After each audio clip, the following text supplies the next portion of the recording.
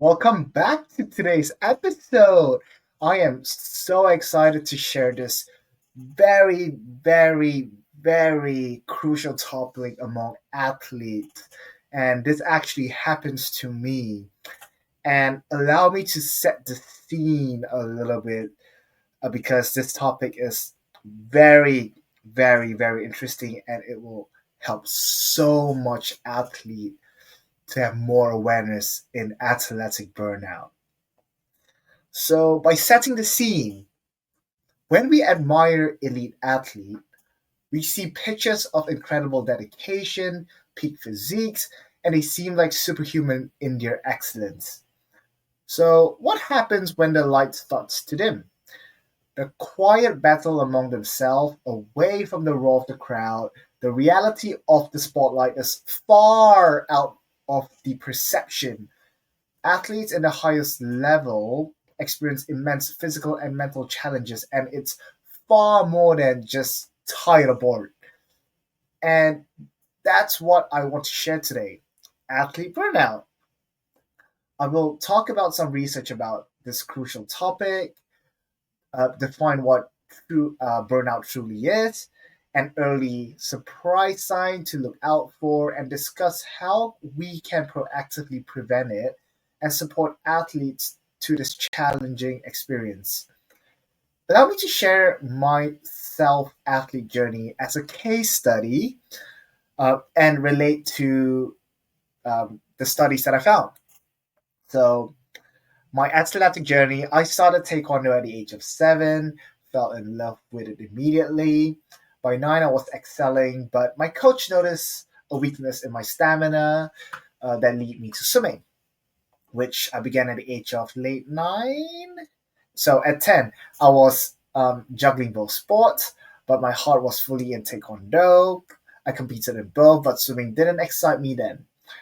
By 11, I was thriving in both, winning my first gold medal in the Kuala Lumpur State Taekwondo Championship and my first swimming medal, a bronze, in the Kuala Lumpur um, State Championship too, in the swimming section, aquatic section. And for swimming, I qualified for nationals. At 12, I defended my Taekwondo title and continued improving in swimming, again earning a national spot for my state. So then comes the turning point at 13. Before my Taekwondo season began, I shocked myself by winning a gold in the 50-meter butterfly at nationals. But not longer after, a serious lower back injury forced me out of both sports for 9 months. I could barely walk. Rehab was slow and painful. So when I returned, I had to choose either one of the sport. Though I leaned towards Taekwondo, my parents preferred swimming, and much conflict and reflection, I choose swimming mainly for the sake of my back.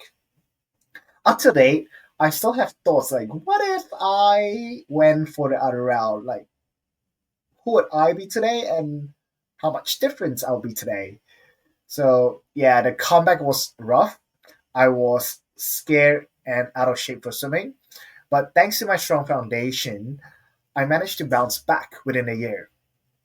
I qualified for nationals again, and even made the first time to Malaysian Open. Uh, Best of all, I made it to the finals in 200-meter butterfly. That same year, I earned a bronze at the Southeast Asian age group competition in the same event. My first international medal. It felt amazing. I said I loved swimming, but if I'm honest, I only love how well I perform, not the sport itself. 2017 was a stellar year with fast improvement. 2018, I was peaking, fifth place at Malaysian Open, intense training for Sukma, the biggest event among Malaysians below the age of 21, and a final chance to qualify for the Junior Olympics. I trained like never before, but saw only small gains. This made me doubt myself. Back then, I even challenged my coach to make training harder, but making three individual plus one relay events, bronze in one individual and silver in a relay, I underperformed in two of my main events, and also cost the team the gold medal podium for the relay, and failed to qualify for the Junior Olympics by less than half a second. That loss hit was so hard. I began doubting both the training and myself. Furthermore, 2019 was a bad year for performance, and then COVID hit. I later flew to the US for college and started strong with high hopes, but I didn't realize I was failing back into the negative cycle. I just missed the NCAA Division Three cut my freshman year by a few spots too. I think I forgot, but by then I felt lost again. My energy went down immediately, drastically throughout the season, like bad. So sophomore year, I made it to the NCs. However, before conferences, I injured my shoulder. I was lucky that during mid-season invitational, my time was quick enough to make the cut. I made it in the top 16, but I was in so much pain. I wanted to opt out of such a chance. Looking back at it, I was so grateful that my coach woke me up and was like, "Oh, you are going to NCs. Let's figure it out together." So because that literally made my one and only time experiencing NCAAs, so grateful. So in my junior year, I finished college in 3 years. My performance wasn't as good as it used to be. I'm back in the negative spiral, like the pattern before, but worse, while blaming everything. Mostly not trusting myself and the training, but I was so afraid to tell my coach. I told him I trusted him, but I did not. The crazy part is that everyone trusted me as I put crazy times and performance in practices, but I always failed to translate it to competitions. Obviously, failed to make NCs again, went back to Malaysia, took one last competition, and bailed out of it. Looking back, I now see how poor mental health quietly shaped everything. My doubts, poor race performance, even conflict as a team captain. I was fighting internal battles, playing the sport alone instead of embracing the team around me. So, after sharing my story, I'd like to start with what athlete burnout really is. Burnout is what we thrown in everyday conversations. In sports science, it's a very specific and experimental syndrome. Its conceptual roots are actually in how we first understood burnout in demanding organization and occupational settings, and is used to fit unique demands in competitive sports. It is not a bad day in the office or the usual fatigue from a crazy training session. So, burnout, three characteristics which I call the three pillars of burnout. One, emotional and physical exhaustion. This goes beyond regular fatigue. It is deep, ongoing exhaustion, mentally and physically, from the relentlessness demand of sport. Athletes describe feeling constantly drained, like the game is slowly chipping away at their energy, confidence, and love for the sport. The second pillar is the reduced sense of accomplishment. This is the no matter what I do, it's not enough feeling. Even with more effort and time, athlete feels stuck, like they're not improving. That belief in their ability, their competence, like it starts to fade, which is incredibly frustrating. The third pillar is sport devaluation. This is when the spark goes out. The sport that once lit them up now feels like a burden. Passion fades, motivation drops, and it all starts to feel like just another obligation for the sport. It's a disconnect from the game they used to love. So it's not just a bad week, it's like a shadow in the spotlight, a slow, systemic unraveling of their relationship with the sport. So, How can we spot it early? Watch for personal indicators like a dip in self confidence or a sense of lost control over their career path. When an athlete starts feeling incompetent or powerless, that's a major red flag. What about the minor things? The subtle burnout triggers you might be missing. We often think burnout comes from big moments, but it's often the small repeated stresses that do the most damage. Research call these daily hassles. Things like not getting enough sleep, juggling too many responsibilities, unexpected tasks popping up, even financial worries or unmet basic needs. These minor issues build up like a drip, drip, drip and can lead directly to that reduced sense of accomplishment. It's death by a thousand cuts. Now, let's talk about perfectionisms. Striving for excellence is what drives athletes, right? But perfectionism, especially the anxious kind, is a major risk factor for burnout. Worrying constantly about mistakes, fearing judgment, or failing short of unrealistically high standards. That anxiety can erode confidence fast. When I say fast, it's really, really, really fast. Like this connects to passion too.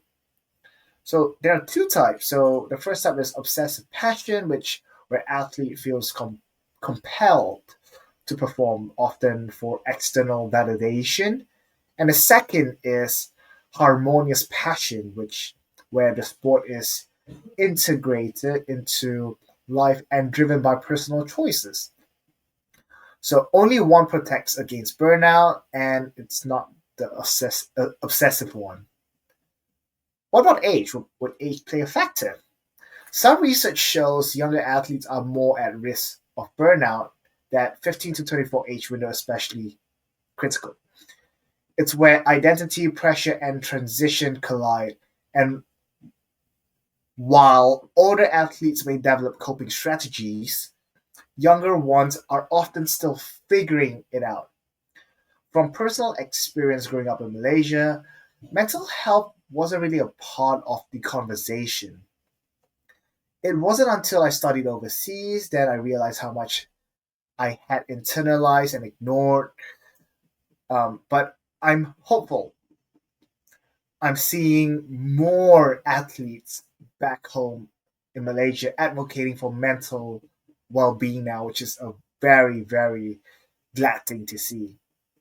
And a big question training is training load to blame? So it's nuanced. Some research links heavy training with burnout, but broader data is mixed.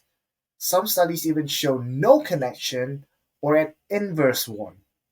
What matters more is the quality of training, recovery, and how the athletes perceive the stress.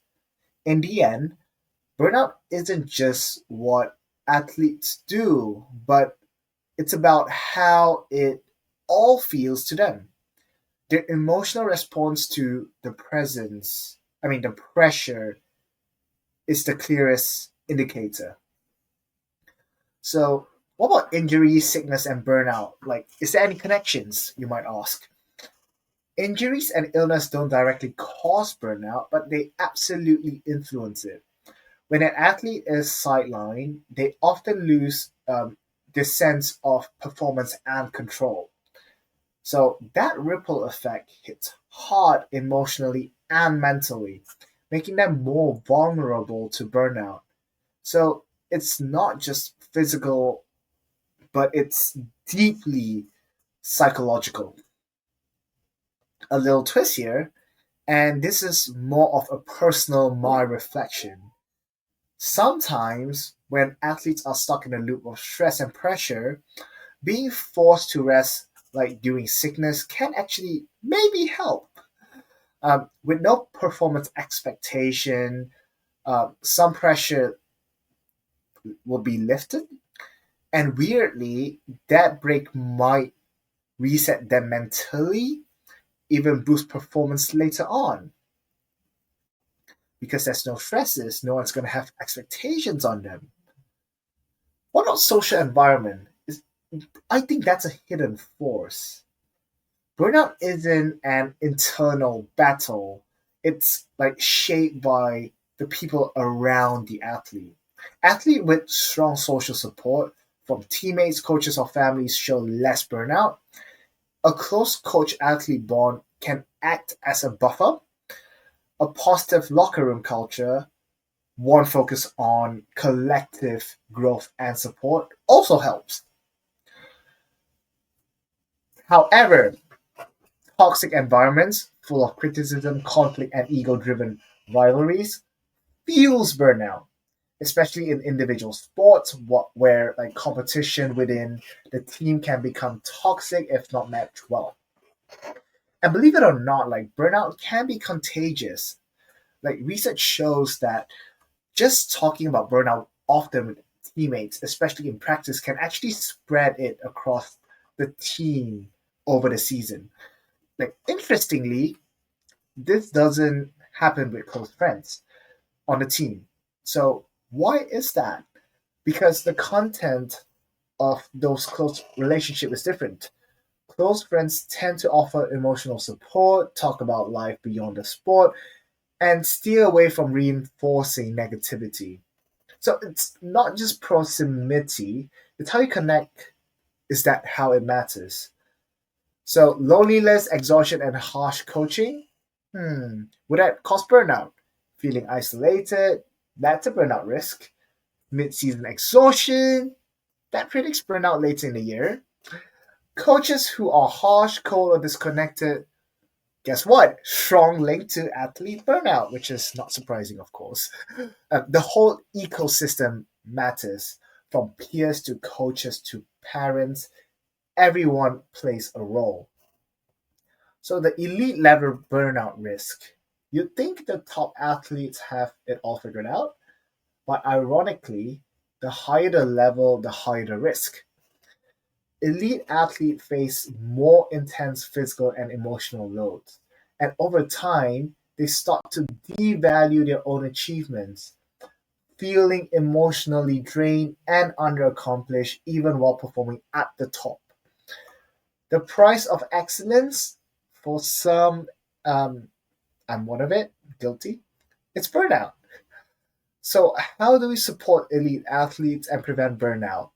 It starts with understanding that burnout prevention isn't one dimensional, it needs a full ecosystem. Let me repeat.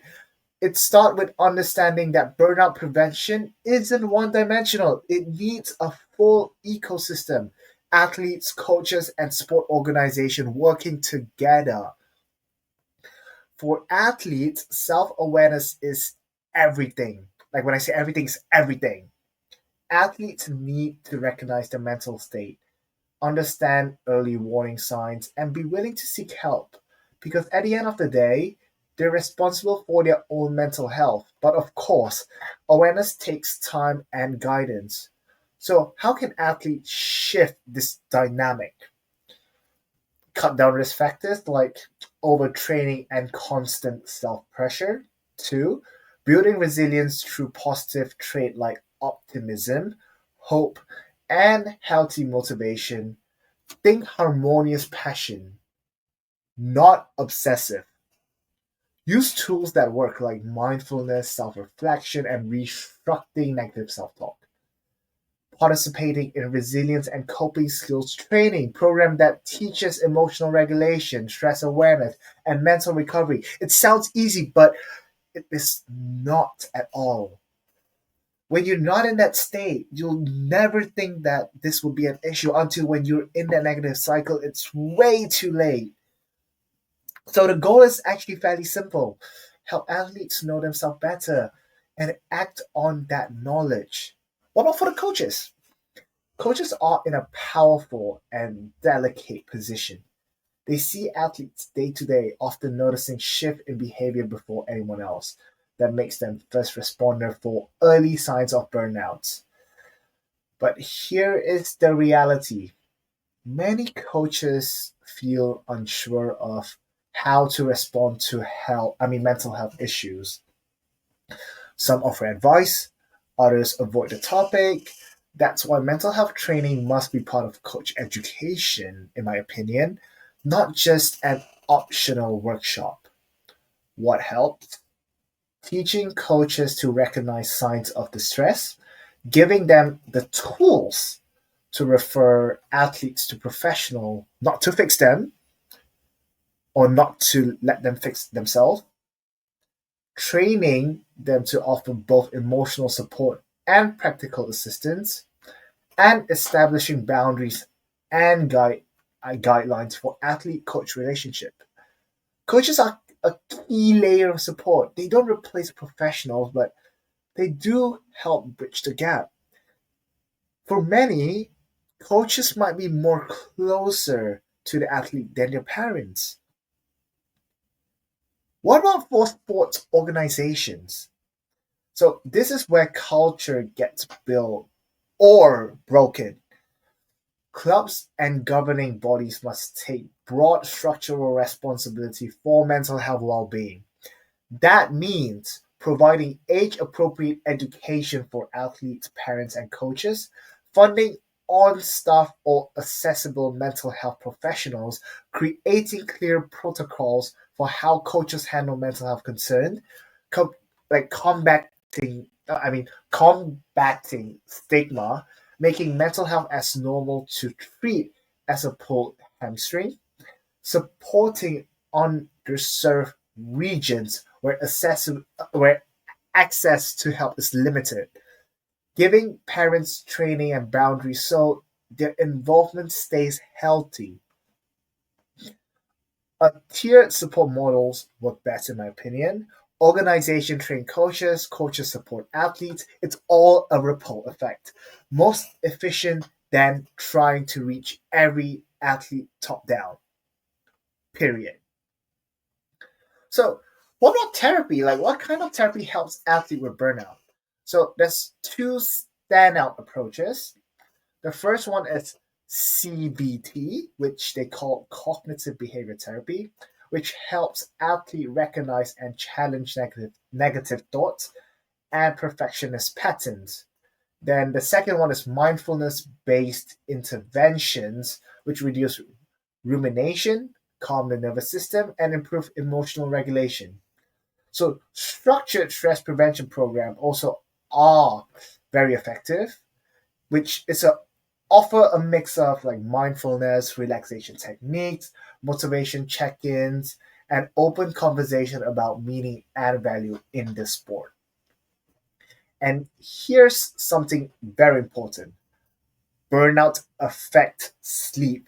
As you know, I love sleep a lot, and when sleep is bad, it affects everything. And burnout affects sleep so much because athletes who are burned out often struggles with racing thoughts and can't shut down at night. Addressing burnout can actually improve sleep quality, a critical piece of physical recovery and long-term performance. But what's the bottom line? The bottom line is burnout at the top isn't just an individual problem. It's a system-wide challenge. But with the right mindset, education, and support structure, it's also something we can prevent. Right. So that's all for today.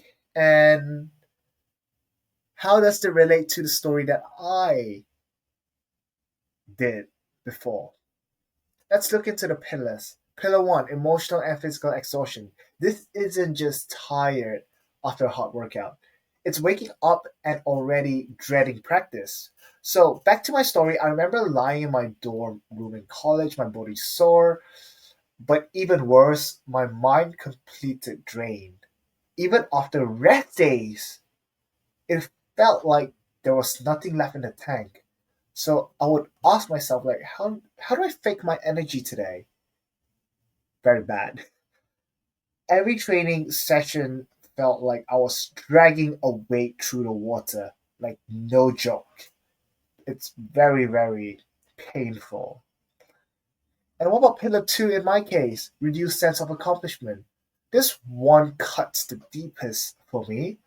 Sophomore year, I qualified for nationals, right? But before the conference, I injured my shoulder. My mind spiraled. Great, another setback. Maybe I just can't do this anymore. I was ready to back out until my coach told me, "You are going, we'll figure it out together." That shook me, but even in junior and senior years, I trained fast, then underperformed at meet. People said, "Hayden's fine in training," but inside me, I felt like a fraud because why can't I get back to who I was? Like the person who keep improving when I was younger. Now, pillar three, sports devaluation. This was the final phase. Swimming used to be my identity, but somewhere along the line, it became a burden. Or maybe I should say swimming is not my identity at all. I love swimming because I love winning. So I don't actually love the sport, but I just love the feeling of winning because I was doing so well. That's why I love the sport. So what happened in the end when the result wasn't there is that I stopped caring about races. I showed up, but my heart didn't. And the hardest part, I didn't know how to say it out loud. It felt like standing in the spotlight, but feeling like a shadow. So I was team captain, yet I felt alone and disconnected with the team, even though I have good friends in there. Swimming wasn't something I choose anymore. It was something I had to do. And that is very strong athlete burnout in me. So why does burnout happen? Let's break this down. Personal indicators, I didn't feel in control for me. Confidence drop, I obsess over small failures. Sleep issues, expectation, responsibility, they pile up like silent bricks on my back. Perfectionism, I wasn't striving for excellence, I was avoiding failure. That is perfectionist anxiety. It's a strong predictor of burnout, as we discussed previously. What about obsessive versus harmonious passion? I didn't swim because I love it anymore. I swam it because I had to prove something to avoid guilt. That's obsession passion, and it's extremely dangerous. While harmonious passion, doing it because you want to, that's what protects you. But I did not. I was always in obsession passion. What about training load? It's not just about how much you train. It's how you feel about your training. And my stress levels was through the roof, and I feel shit or bad during training. Injuries and illness. My injury didn't cause me the burnout, but it shattered my sense of control. Recovery felt like punishment. Confidence dropped. Identity cracked on my end. Social environment. Team cultures matters, right? I fought with co-captains, felt isolated, and then loneliness. It made burnout worse. Burnout spreads, right? Through locker room negativity, through toxic comparisons, even casual talk about feeling done. It's very contagious. What I needed and what athlete needs, I believe, I didn't just need better training. I need emotional support, mental support, and psychological tools. And here's what research and real life tells us works. For athletes, learn when training becomes punishment. Journal, reflect, build self awareness, practice mindfulness and self compassion. Look and don't chase, but be in harmonious passion. Do it for you, not anyone else. Recognize negative self talk and manage perfectionism. For coaches, be more than a drill sergeant. Be a safe ear, a trust presence. Learn to spot the red flags. Mental health training, it needs to be mandatory in my perspective and it's not optional. What about for organizations? Invest in on-staff psychologists and counselors. Provide burnout education to for athletes, coaches, and parents. Normalize talking about mental health, just like injuries, especially in underfunded areas. Make sure help is accessible. Create a tiered support system, organization to coaches to athletes. Reduce stigma, which will lead to culture changes. Teammate and parents, your word matters. Your expectations matters. Your support or lack of it that shapes the athlete experience. So my final thought for today is that burnout is not weakness. It's not a failure, but just a signal that athlete is overwhelmed, exhausted, and emotionally disconnected. I wish someone had helped me name that sooner, because behind every quiet athlete sitting alone after practice, behind every DNF which is did not finish, every underperformance, there could be burnout. It's not about like pushing harder, it's about listening sooner. Because the goal isn't just to swim fast, it's to love the water for me again. So thanks for letting me to share my story. If it resonates with you, send it to someone, a coach, a teammate, someone pushing through like burnout silently, because